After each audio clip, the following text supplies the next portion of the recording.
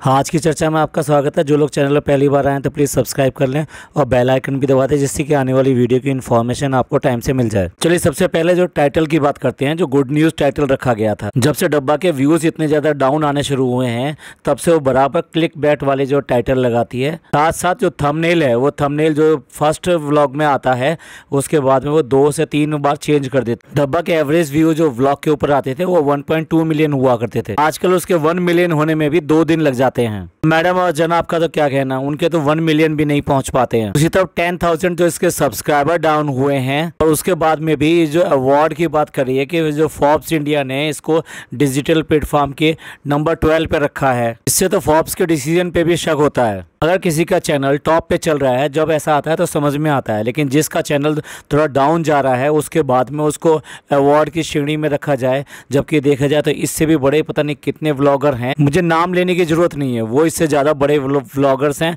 उनके व्यूज़ इससे ज़्यादा आते हैं, लेकिन वो पूरी तरीके से इस कैटेगरी में नहीं दिखाई दे रहे हैं। चलिए क्या कैटेगरीज रही और किन आधार के ऊपर इन्होंने रैंकिंग की है, ये तो फोर्ब्स वाले ही जाने। बट हम बात कर रहे हैं इसके टाइटल चूज करने के ऊपर। जहाँ हिंदुस्तान में गुड न्यूज़ का मतलब सिर्फ एक ही बात समझी जाती है, और अगर कोई लेडी ये कहे कि गुड न्यूज़ है तो फिर आप समझ जाइए कि इसका मतलब क्या होता है। जानबूझ के उसने खोल के ना बताकर गुड न्यूज़ टाइटल रखा उसने अपने व्लॉग का, क्योंकि ये लगातार ऐसे हिंट दे रही है और लोग बाग इस तरह के स्पेकुलेशंस लगा रहे हैं कि ये प्रेग्नेंट है। बट ये कहेंगे नहीं उसके बारे में, कुछ भी ये नहीं बोलेंगे, हाँ नहीं बोलेंगे, ना भी नहीं बोलेंगे, और उन हिंट्स को चलने देंगे जितने मर्जी हिंट आ रहे हैं, या फिर ये कहिए कि जितने मर्जी इससे कमेंट आ रहे हैं, उसके बाद में भी उसके ऊपर कुछ नहीं बोलेंगे।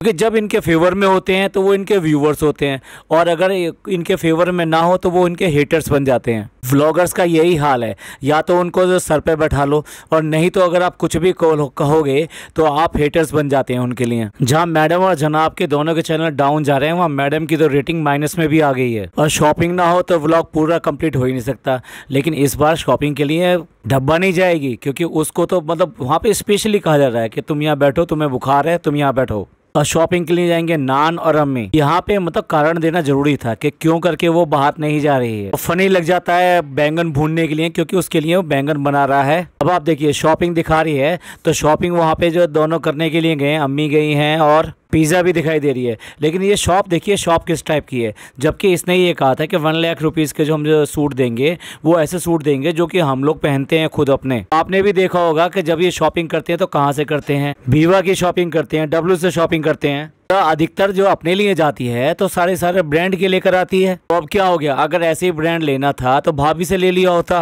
हो सकता है भाभी जो स्पेशल डिस्काउंट भी कर देती और अपना नाम भी कर देती कि भाई हाँ ठीक है, वो मेरी तरफ से डिस्काउंट हुआ है तो इसलिए इसमें मेरा भी कंट्रीब्यूशन है। ना, कोई भी चीज़ भाभी के लिए अच्छी हो जाए ये तो ये कर ही नहीं सकते। और आप ही सोचो ना, इस टाइम में इसने यही क्यों सोचा कि ये सिर्फ और सिर्फ सूट डिस्ट्रीब्यूट करेगी। एक तरफ तो बात आई कि भाभी की जो क्लोथिंग रेंज है उसका वेबसाइट का इनॉग्रेशन होने वाला है, यानी कि अब वो बिजनेस शुरू होने वाला है, और उसी टाइम पे इसने ये अपने सूट को देने का वायदा किया, 1 लाख रुपीज़ के सूट देने का वायदा किया। तो क्या मतलब ये उसके बिजनेस को हार्म पहुंचाना चाहती है, क्या करना चाहती है, उसको शेड करने के लिए इसने सूट को ही क्यों चुना। कुछ भाभी से डिस्काउंट लिया होता और उसके बाद में यही सूट जो है उनको सबको पहुंचाए होते, तो यहाँ दोनों का फायदा हो जाता, उधर उसका नाम हो जाता और यहाँ भाभी का प्रमोशन हो जाता, और उसको कुछ हेल्प भी मिल जाती। जब इसका रेस्टोरेंट खुला था तो भाभी ने और भैया ने दोनों ने पहले अनमने मन से, फिर उसके बाद में पूरी तरीके से डिवोटेड तरीके से उसका प्रमोशन भी किया और वहाँ पे पूरा टाइम भी दिया। भाई ने तो पूरा टाइम दिया था वहाँ पे सर्व करने में, लोगों को मैनेज कराने में, और इन सभी चीज़ों में उसने पूरा उसको सहयोग दिया। ये कैसी है ना, लोग बाग कहते भी तो हैं अगर कोई हारता है तो किसके लिए हारता है, अपने घर के यानी आस्तीन के सांप से ही हारता है। तो भाई ये तो वो बन चुकी है अपनी भाभी के लिए कि वो जो कुछ करेगी उसके लिए कुछ ना कुछ ये पंगा खड़ा करेगी। अभी एक बहुत पुराना पोस्ट देख रहे थे जिसमें मैडम ने जनाब और इस डब्बा को अपना लाइफ का पार्टनर बताया था। ये कहा था कि भाई इनके बिना तो मेरी लाइफ पूरी तरीके से अधूरी है। और एक तरफ ये डब्बा देखिए, डब्बा हर चीज़ में, हर चीज़ में उसके साथ में अगेंस्ट खड़ी हुई है। तो जहाँ एक और वो अपनी भाभी के साथ में धोखा कर रही है, वहाँ उसके साथ साथ अपने व्यूअर्स के साथ भी धोखा कर रही है। कैसे? जिस तरीके से इसने ये कहा था कि मैं मतलब अपने जैसे, मतलब जैसा वो पहनती है वैसे ही वो कपड़े देगी, और लेने कहाँ पहुँची है? 25 सूट लेने पहुँची है एक नॉर्मल शॉप के अंदर। वहाँ पे भी इन्होंने बार्गेनिंग वगैरह करके, क्योंकि थोक में लिए हैं एक तरीके से, वहाँ पे भी रेट एडजस्ट करा लिए होंगे। तो किसी भी हालत में ये जो बात कर रही है कि हम जो सूट देने वाले हैं वो बेसिकली 1 लाख रुपए के देंगे, 50 सूट देंगे, तो डेफिनेटली वो 2000 रुपीज़ का एक सूट हुआ। अब अगर इसको शो ऑफ करती है कि कौन कौन से सूट और किस टाइप के सूट्स वो लेकर आई है जो कि अपने उनको दे रही है, जो लगता है कि डेफिनेटली करेगी, क्योंकि कोई भी चीज़ ऐसी नहीं हो सकती जो ये दिखाए बिना करे। तो उससे आसानी से आपको पता लग जाएगा कि वास्तव में ये 2000 रुपये के सूट हैं कि नहीं है। भाभी तो कॉस्ट के मामले में बेवकूफ़ बना ही रही है। अब देखने वाली बात है कि ननद इसके पीछे रहती है या कम से कम उससे आगे निकल जाती है। ईमानदारी, वो लोग हैं जो खुद तो सूट पहनेंगे 1300 रुपये का, लेकिन लोगों को देंगे 3000 रुपये। आजकल डिजिटल ज़माना है, सब चीज़ सामने आ जाती है। लोगों ने आराम से जो सूट ये पहन के गई थी फराह के यहाँ, उसका स्क्रीनशॉट लेके उसको निकाल लिया। हमने भी अपने पिछले पॉडकास्ट में लगाया था, जो बेसिकली इसने लिया था टाटा से। टाटा लिंक करके एक वेबसाइट है, उससे उसने परचेज़ किया था, और उस पर क्लियरली लिखा हुआ था 1299 रुपये का वो सूट है। लोगों को बेवकूफ़ बनाने में तो ये सबसे आगे हैं। ये समझते हैं कि मतलब व्यूवर्स तो कुछ जानते ही नहीं हैं, उनको जैसा हम कहेंगे वो वैसा मान लेंगे और जो रेट रखेंगे वो ले लेंगे। जो 100 कार्ड बनाए थे मैडम के, देखने वाली बात है वो 100 कार्ड जो है कब ख़त्म हो रहे हैं। चाहे सूट कैसे भी हों, लेकिन इतना ओवर प्राइस होने की वजह से कोई लेगा या नहीं लेगा ये दिखाई देने वाली बात है। इससे पहले के 3 वेंचर तो ये बंद कर चुके हैं।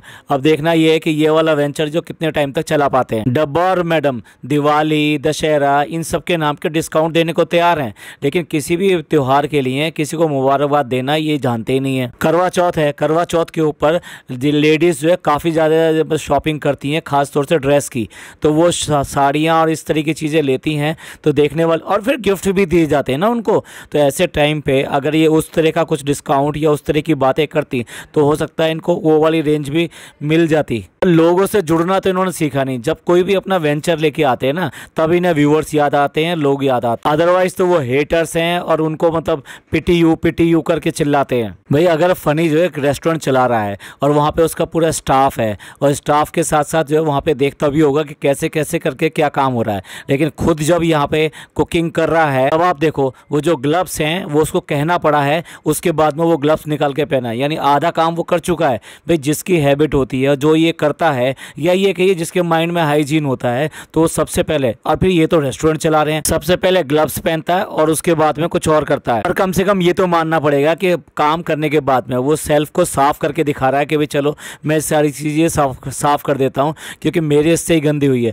डब्बा को तो इतना भी तमीज़ नहीं। एक तो जब भी उसको कोई भी चीज़ ट्राई करनी होती है, वो अपने घर में ट्राई करती ही नहीं है, वो नीचे आती है यहाँ ट्राई करने के लिए, और उसके बाद में उसको ऐसे ही गंदा संदा छोड़ देती है। यही वजह है कि अम्मी ने भी उसको कई बार पॉइंट आउट किया है। बेटी है तो क्या है, उसको बुरा लगता है कि वो उसको घर को किस तरह फैला के चली जाती है और ऐसे निशान छोड़ देती है जो बेसिकली बाद में हटेंगे भी नहीं, तो इसलिए उसका चिल्लाना तो जायज़ है। और आपने डायलॉग सुना होगा, जब मैं यहाँ तो सब कुछ पॉसिबल। फनी भाई, इसी चीज़ के ऊपर तो तुम्हारी ज़िंदगी चल रही है। तुम्हें यही कहना है कि आज इस समय दिन है और इस समय रात है, और अगर तुमने इसका उल्टा कुछ भी बोला तो वहीं तुम्हारा बोरिया बिस्तर बंद। एक धमकी में सीधा लाइन पर आ गया ये। जिस दिन इसको धमकी मिली कि आज के बाद मैं व्लॉग नहीं बनाऊंगी और व्लॉग को डिलीट कर दिया, उसके बाद से जो सीधा हो गया ये। बिल्कुल इसको बहुत अच्छी पता है कि अगर सोने की मुर्गी अगर अंडे ही नहीं देगी तो फिर उसका क्या फ़ायदा। देखने वाली बात यह है कि आपको मतलब यही देखना रह गया है कि फ़नी जो रेसिपी बनाए और आपको बताए। कल को पता नहीं कौन कौन इनके घर का जो रेसिपी बनाएगा और तुम्हें ज़बरदस्ती उसको झेलना पड़ेगा। जिस तरह से जनाब को ऑब्सेशन है ना कि वो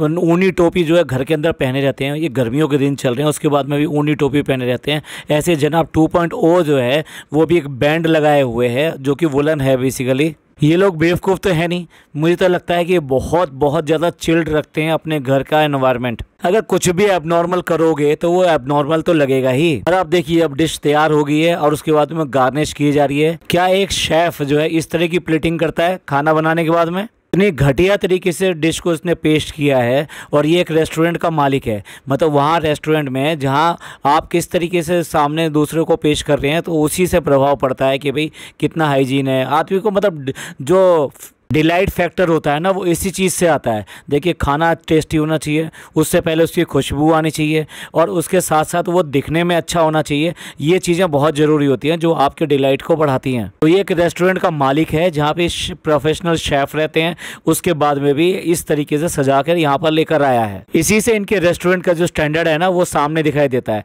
अरे भाई, कितने ही लोगों को बुला लो, और बुलाने के बाद में उनसे वही बात कहलवाओ जो कि रिव्यू में नेगेटिव आ रही है, कि बदबू है, खाना जो है अच्छी तरह से सर्व नहीं होता, हाफ कुक्ड रहता है, पूरी तरह से कुकिंग किया हुआ नहीं होता, टेस्ट नहीं है, वो सारी चीज़ें, यही पॉइंट जो है जो भी आ रहे हैं उनसे जानबूझ के बुलवाए जाते हैं। हाँ भाई, कैसा है कैसा है कैसा है करके। अगर ये सब चीज़ें अच्छी होती हैं तो आपको कहलवाने की ज़रूरत नहीं होती है, लोग खुद ही पसंद करते हैं और खुद ही आते हैं, खुद ही उसका रिव्यू अच्छा देते हैं। अब भाई, ये तो देखो, शेफ़ जो है ना पसीने पसीने हो गया है, और उस पसीने को देखकर डब्बा पिघल गई है कि भैया मेरे लिए इतना सब कुछ बना के लाया है, आज का ATM एक और फ्री। और भाई, उसके बाद में बात होती है गुड न्यूज़ वाली, और वहाँ पे फोटो ना देखकर उसको बड़ा शौक लगता है, और फनी है कि कहने से बाज नहीं आता, वो कहता है तुम्हारा थोपड़ा जो है दिखाने लायक ही। तो इसके बाद में देखिए, पिछली बार बता रही थी कि एक पाकिस्तानी सीरियल आता है, वही इसने इतने सारे एपिसोड एक साथ देख डाले हैं, और अब उसके बाद में कंटिन्यू जो लेटेस्ट जो एपिसोड आते हैं ना, अब इस एपिसोड वो देखती रहेगी। किसी ने वो वाली क्लिपिंग जो है ना वहाँ पर डाल दी है उसके कमेंट बॉक्स में, और उसके बाद में इसको भी किसी ने उसको भेज दिया है। ये सारी चीज़ें कोरा ना आधे से ज़्यादा झूठ बोलती है। अगर कोई भी इसको इस तरीके से भेजता है तो उसका नाम भी ऊपर आता है, और अपनी स्टोरी पे डेफिनेटली ये लगा देती है। बस अपने आप को ही खुद को ही पैम्परिंग करने के लिए तरह तरह के झूठ गढ़ती रहती है। अभी ये नान ने जो बैंड लगाया हुआ है, वो बैंड क्यों लगाया हुआ है? फैशन की वजह से लगाया हुआ है। उसके बाद में भी उसको टोंट करके ये कह रही है कि तुम जिस स्कूल में पढ़ते हो उसके ना प्रिंसिपल रह चुके हैं। यानी ये सारे ड्रामे ये पहले कर चुकी है अपने टाइम पर। अब देखो, एक ड्राइंग है इसकी भाभी की और एक ड्राइंग है इसकी जो ये अपनी ड्राइंग दिखा रही है। ये इसको किसी ने सजेस्ट किया है और उसकी वजह से ये ड्राइंग करके दिखा रही है। लेकिन यहाँ पर भी वो जानबूझ के दिखा रही है क्योंकि उसको भाभी को शेड करना है कि अपनी ड्राइंग देखो और मेरी ड्राइंग देखो। तो मुझे ताजुब है कि ये इसी ने बनाया है या किसी और ने बनाया है, क्योंकि इससे पहले भी इसने एक बार ड्राइंग करके दिखाई थी, तब इससे अच्छी ड्राइंग नहीं हुई थी। अब इस समय लॉन्च का टाइम हो गया तो इसलिए सब लोग ना तैयार होकर उस लॉन्च में जा रहे हैं और कह रही है कि भाई आज लॉन्च होने वाला है और मैं ज़रूर उसमें ऑर्डर करूंगी। और ये भी कह रही है कि घर के सब लोग लिए ऑर्डर करेगी क्योंकि जेंट्स के लिए कोई रेंज नहीं है, तो इसलिए जेंट्स को छोड़ के बाकी सब के लिए ऑर्डर करेंगी। और आपने देखा ही होगा पूरा व्लॉग, सिर्फ एक ऑर्डर किया था और वो भी उसके बाद में हुआ। अब देखने वाली बात यह है अपने घर में भी ऑर्डर होते हैं या नहीं होते हैं, या अपने ऑर्डर भी कैंसिल हो जाते हैं। ध्यान रखना डब्बा, अगर कैंसिल किया तो पैसे वापस नहीं मिलेंगे, आपको क्रेडिट नोट ही मिलेगा और वो भी 90 डेज का, और आपको वो लेना ही पड़ेगा। जिस तरह तुम रियायत नहीं करती तो मैडम भी कोई रियायत करने वाली है नहीं। ऐसे लगता है कि एक दूसरे के साथ होने का ना ड्रामा करते हैं, सिर्फ इसके अलावा कुछ नहीं। रियल में हार्ट से किसी के साथ क्या होता है ये इनको पता भी नहीं है। अरे जो अपने व्यूवर्स के साथ में नहीं है, अपनी फैमिली के साथ में नहीं है, वो किसके साथ में होंगे भाई? उसके बाद में लॉन्च वगैरह का कुछ नहीं दिखाया, तो डेफिनेटली ये अगले वाले व्लॉग में जो बेसिकली आ जाएगा उसमें दिखाएगी, क्योंकि वहाँ पे 3-3 4-4 कैमरे चल रहे थे। इसका मतलब मैडम का भी व्लॉग अलग से आएगा। एक ही चीज को 3-3 बार देखना ही पड़ता है, और चाहे एंड हो या कुछ भी हो, उसकी तबीयत खराब होने के बारे में कहना नहीं भूलते हैं। तो चलिए यहाँ एंड करते हैं हम भी इस पॉडकास्ट का। इनके लगातार चल रहे ड्रामों के बारे में आपका क्या कहना है प्लीज़ कमेंट करके ज़रूर बताइएगा। ये पॉडकास्ट आपको अच्छा लगा तो प्लीज़ लाइक कीजिए, सब्सक्राइब कीजिए, शेयर कीजिए। थैंक यू, धन्यवाद, शुक्रिया।